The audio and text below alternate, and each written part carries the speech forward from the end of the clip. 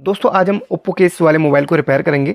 ये मोबाइल बिल्कुल dead condition में है, बट कस्टमर जब हमारे पास लेके आया तब बोला कि यार कस्टमर ने ये इसकी डिस्प्ले टूटी हुई तो डिस्प्ले ही चेंज करनी है। तो मैं आपको इसकी हालत दिखाता हूँ डिस्प्ले की। ये देखिए कितनी बुरी तरीके से डैमेज हुई है और ये पटका गया कस्टमर के द्वारा। जब पटका गया है तो डिस्प्ले तो चलिए कोई बात नहीं, चेंज हो जा रही, लेकिन जो मेन प्रॉब्लम इसमें आ रही है, जब मैंने चेक करा तो यहाँ पर ये मोबाइल स्विच ऑन ही नहीं हो रहा है। जब मोबाइल स्विच ऑन ही नहीं हो रहा है तो फॉल्ट इसमें कहीं ना कहीं होगा ही।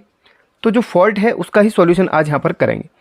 अब यहाँ पर जब मैं शॉप में इसको लेके गया, यानी कि जहाँ से हम टच डिस्प्ले वगैरह ख़रीदते हैं, फ़ोल्डर ख़रीदते हैं, तो वहाँ पर जब फ़ोल्डर हमने लगाया तो चेक करा तो यार मोबाइल ही ऑन नहीं हुआ।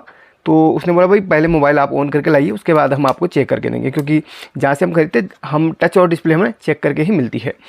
तो यहाँ पर क्या है ना, फिर मैंने ख़रीदा नहीं, मैंने कहा चलिए पहले मोबाइल रिपेयर करके लेके आता हूँ, उसके बाद ही हम फ़ोल्डर को लेंगे।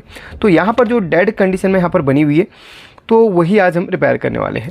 अगर आपके साथ भी ये हो जाता है, यानी कि पटकने के मोबाइल बिल्कुल डेड पड़ जाता है, तो उसको हम कैसे रिपेयर करेंगे। यहाँ पर असल में मेरे पास एक डीसी पावर सप्लाई भी है, उसी के द्वारा हम यहाँ पर चेक करेंगे। इसमें मैंने वोल्टेज सेट करी है, 4 वोल्ट यहाँ पर सेट कर लीजिएगा, 4 वोल्ट यहाँ पर सेट कर लीजिएगा। और जब हम इसको ऑन करेंगे तो एम्पियर यहाँ पर लेने लगता है, पता चल जाता है, ठीक है। तो अब यहाँ पर डीसी पावर सप्लाई की प्रोब्स हैं। अब यहाँ पर पावर सप्लाई को हम अटैच कहाँ से करेंगे, तो यहाँ पर बैटरी के कनेक्टर को हम हटा देंगे। बैटरी के कनेक्टर जहाँ से जुड़े वहाँ पर कुछ पॉइंट्स रहते हैं बैटरी के। यहाँ पर देखिए, ये देखिए जो नेगेटिव का होता है वो तो ग्राउंड के साथ अटैच रहता है ये बैटरी का, और पॉजिटिव का रहता है वो यहाँ पर किसी पॉइंट से कनेक्टेड रहता है। तो उस पॉइंट पर मैंने मार्क लगा के रखा हुआ है। तो ये पॉजिटिव का है, वो यहाँ से कनेक्टेड है, इस वाले पॉइंट से, देखिए इस पॉइंट से कनेक्टेड है। और नेगेटिव का हमारा ये देखिए ग्राउंड से कनेक्टेड है।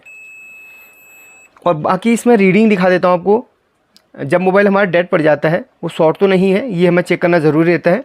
तो रेड प्रोब को आप इसके ग्राउंड के साथ अटैच कीजिए और यहाँ पर आप इसके पॉजिटिव के साथ लगाइए। यहाँ पर लगभग 350-400 के आसपास रीडिंग आती है, तो इसका मतलब है कि ठीक है, मोबाइल में कोई दिक्कत नहीं है, कोई शॉर्टिंग वगैरह का इश्यू नहीं है, ठीक है।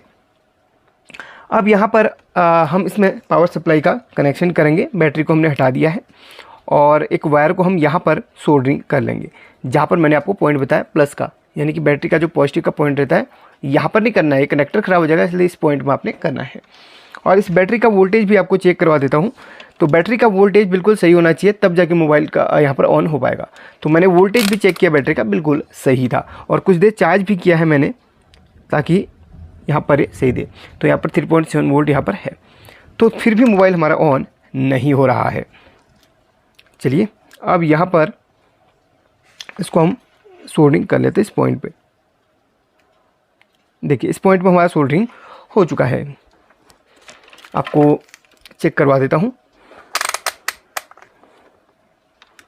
ये देखा, ये पॉजिटिव के सामने कनेक्शन किया, ये देखिए ये कनेक्ट हो चुका है।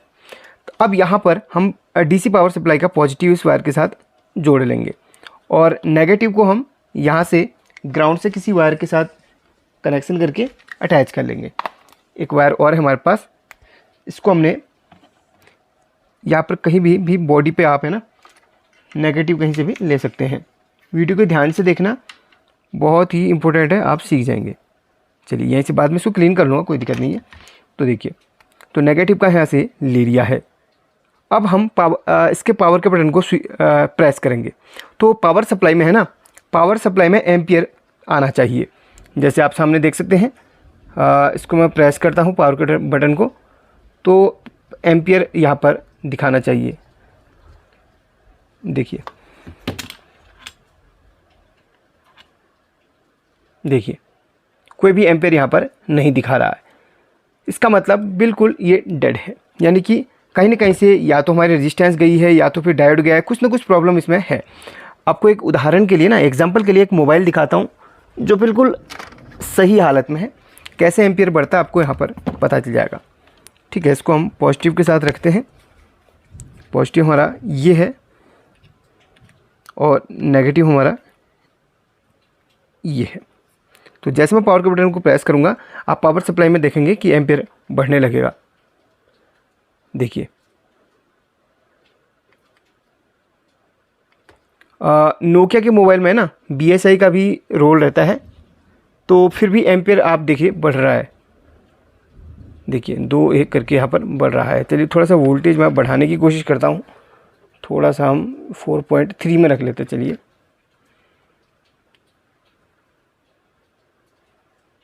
देखिए एम्पियर वाला है ना कुछ यहाँ पर ब्लिंक कर रहा है, बट नोकिया में BSI होता है, तो नोकिया को हम रखते थे साइड पे, एक चाइना मोबाइल को हम ऑन करके दिखाते हैं। तो एक सैमसंग का मोबाइल है हमारे पास, सैमसंग में ही दिखा देते हैं। सैमसंग का भी बिना BSI का ऑन हो जाता है। देखिए अब यहाँ पर हम इसको देखिए, आप एम्पियर वाला सेक्शन देखिएगा, ये वाला, ठीक है। जैसे मैं ऑन करूँगा बढ़ने लगेगा, देखिए एम्पियर लेने लग गया वहाँ पे। ऑन करते समय ना एम्पियर, देखिए ऑन करते समय एम्पियर लेता है, देखा। ये सेट अभी ऑन नहीं हुआ। सेट को ऑन करने के लिए मुझे लगता है कि थोड़ा सा वोल्टेज और बढ़ाना पड़ेगा, 4.2 में रख लेते हैं। चलिए, और देखिए वहाँ एम्पियर लेने लगेगा, वो देखिए एम्पियर लेने लग रहा है। तो यहाँ पर सेट अभी भी ऑन नहीं हो रहा है, तो थोड़ा सा वो वोल्टेज और बढ़ाएंगे, 4.5। तो उस तरीके से ना मोबाइल ऑन करते समय एम्पियर लेने लगता है, इस तरीके से, ठीक है। तो मोबाइल के लिए वोल्टेज कम है तो और बढ़ाने पर कोई दिक्कत नहीं, बट आपको एम्पियर वाला दिखा दिया। तो इस तरीके से ना एम्पियर बढ़ने लगता है, बट इसमें क्या इशू आ रहा है, एम्पियर बढ़ ही नहीं रहा है, ठीक है। अब यहाँ पर हमने इसके मदरबोर्ड को ओपन करना है और यहाँ पर हमने काम करना है। सबसे पहले तो आपने पावर बटन को चेक करना है। दरअसल इसमें पावर बटन बिल्कुल सही है, और यहाँ पर हमने अभी है ना इन दोनों प्लेट्स को खोल के इनके अंदर के कंपोनेंट्स चेक करने हैं। चलिए आपको पहले दिखाई देता हूँ मैं। सबसे पहले इनको हम डिसोल्डरिंग कर लेते हैं। अब यहाँ पर 2 स्क्रू लगे हुए हैं, फटाफट से उन्हें हमने खोलना है। अगर आप स्क्रू ड्राइवर लेना चाहते हैं, इसका लिंक आपको दे दूँगा डिस्क्रिप्शन में, आप ले सकते हैं। काफ़ी लोग डिमांड कर रहे थे, तो उसका लिंक मैं आज दे दूँगा। और यहाँ पर चलिए बैटरी को भी हम उतार लेते हैं।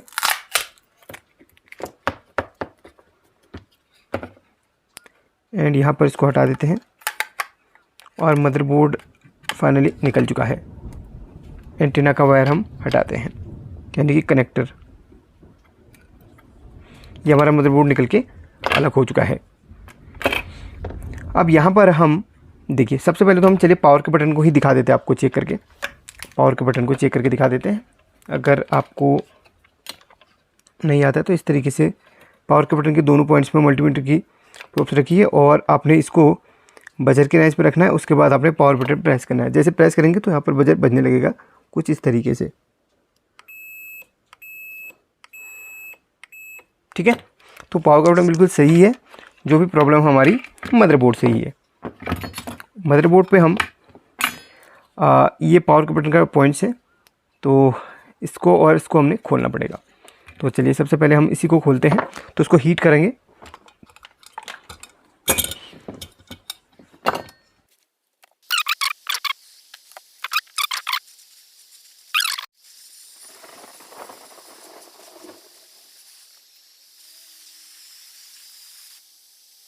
तो दोस्तों यहाँ पर अब सबसे पहले चलिए थोड़ा सा हम आईसीज को हीट कर लेते हैं। इन आईसीज को ना हीट कर लेते हैं थोड़ा सा।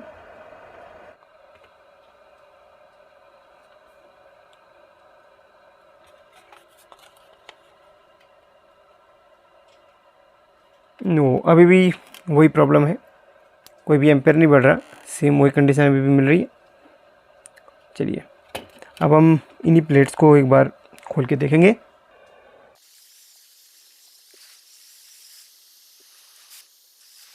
एक कंपोनेंट यहाँ पर टूटा हुआ सा लग रहा है, मैं आपको दिखाता हूँ। चलिए असेंबली मशीन को रखते हैं साइड पे।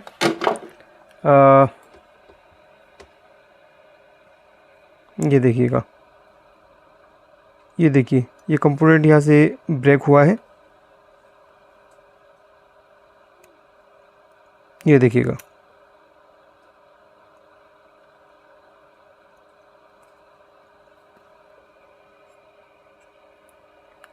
देखिए, देखते हैं दोस्तों, मैंने मदरबोर्ड को यहाँ पर लगा लिया है और इसमें पावर सप्लाई के कनेक्शन कर लिए हैं। और एक चीज़ मैं आपको बता दूँ, यहाँ पर जो कंपोनेंट था ना वो असल में कॉइल थी। मैंने यहाँ पर टेस्ट कर लिया है और अब ये बिल्कुल प्रॉपरली यहाँ पर ना एम्पियर दिखा रहा है। चलिए मैं पावर सप्लाई को थोड़ा यहीं को लेके आके इसी स्क्रीन पे दोनों चीज़ें कवर करवा देता हूँ ताकि दोनों चीज़ें आपको यहाँ पर दिख जाएँ। ये रही हमारी पावर सप्लाई जो कि इसके साथ कनेक्ट है, ठीक है। अब मैं यहाँ पर इसको शॉर्ट करूँगा, कॉइल वाले पॉइंट्स को शॉर्ट करूँगा और पावर बटन को प्रेस करूँगा तो आप देखेंगे यहाँ पर एम्पियर अब ले रहा है, यानी कि प्रॉपरली ऑन हो रहा है। देखिए इसको शॉर्ट किया, अब मैं पावर के बटन को प्रेस करता हूँ।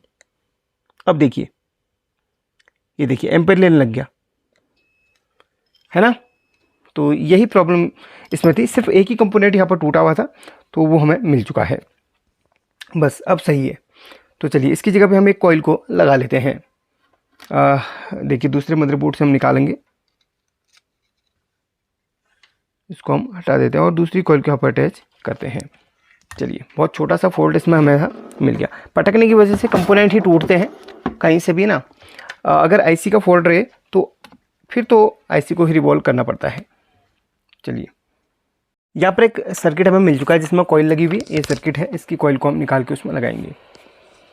ये देखिए ये कॉइल को हम उतार के उसमें लगा लेंगे, बस इतना ही हमें काम करना है। चलिए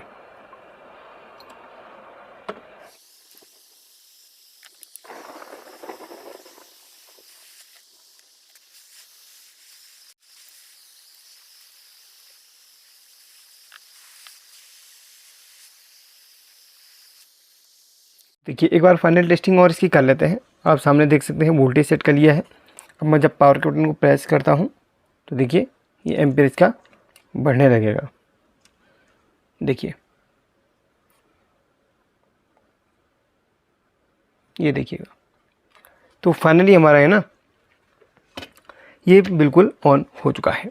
एंड अगर आप कमेंट करेंगे तो मैं इसका डिस्प्ले का भी बना दूंगा, है ना, यानी कि फ़ोल्डर, वैसे एक कस्टमर ने बोला फोल्डर डालने के लिए तो फोल्डर तो बता दूंगा। अगर आप बोलेंगे तो वीडियो पब्लिश कर दूंगा कल परसों तक, ठीक है।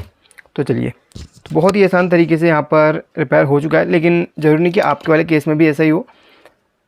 उसके लिए आपको बहुत ही बारीकी से ना कंपोनेंट्स को देखना होगा। कोई टूटे फूटे कंपोनेंट तो उसको आप फाइंड करके जोड़ लीजिए, नहीं तो आप है ना यहाँ पर टेस्टिंग ज़रूर कीजिएगा। सबसे पहले बैटरी के पॉइंट पे, जैसे आपको स्टार्टिंग में बोला था, सॉर्टिंग टेस्ट है ना, ज़रूर कीजिएगा। चलिए